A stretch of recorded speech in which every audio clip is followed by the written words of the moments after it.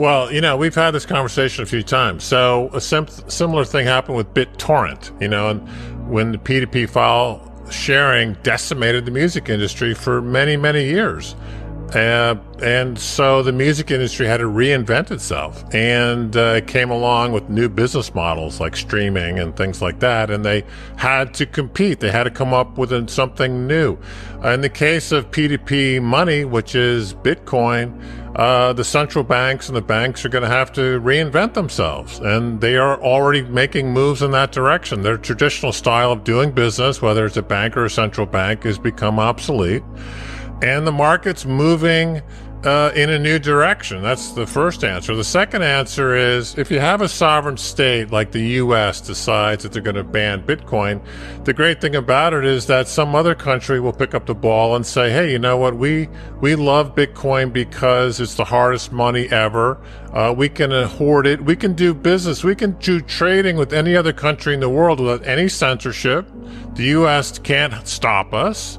And we already see this happening in countries all over the world right now. So the U.S., in my view, what's going to happen, you asked me what's going to happen in the future, I think you're going to have what I call the hash war break out. So remember back during the Sputnik days when the Soviet Union put up that satellite, it galvanized America.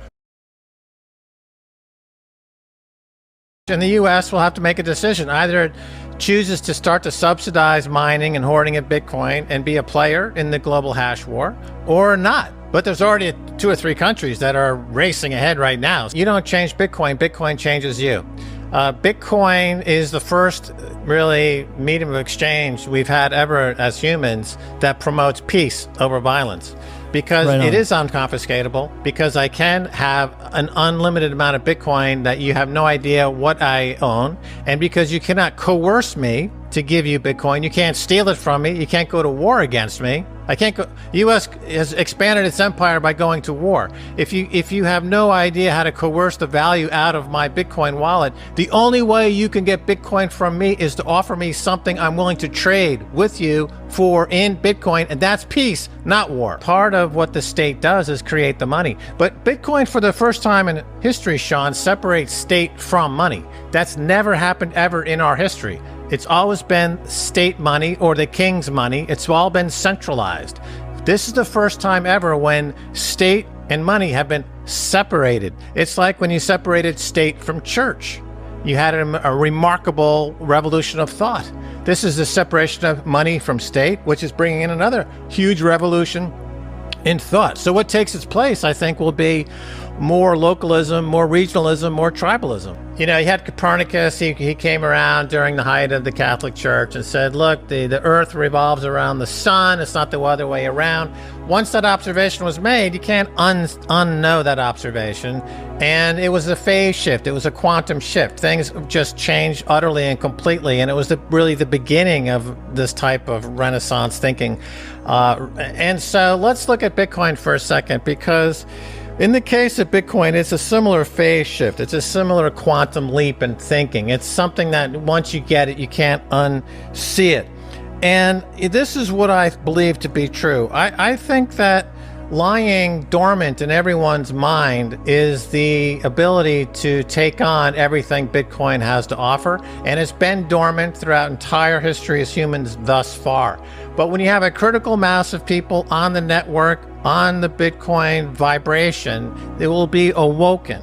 And we're going to have what I call the cerebral kind of, or holy dial tone, where it's this mass awakening, this mass realization, and it's a quantum shift in consciousness that we just never go back from.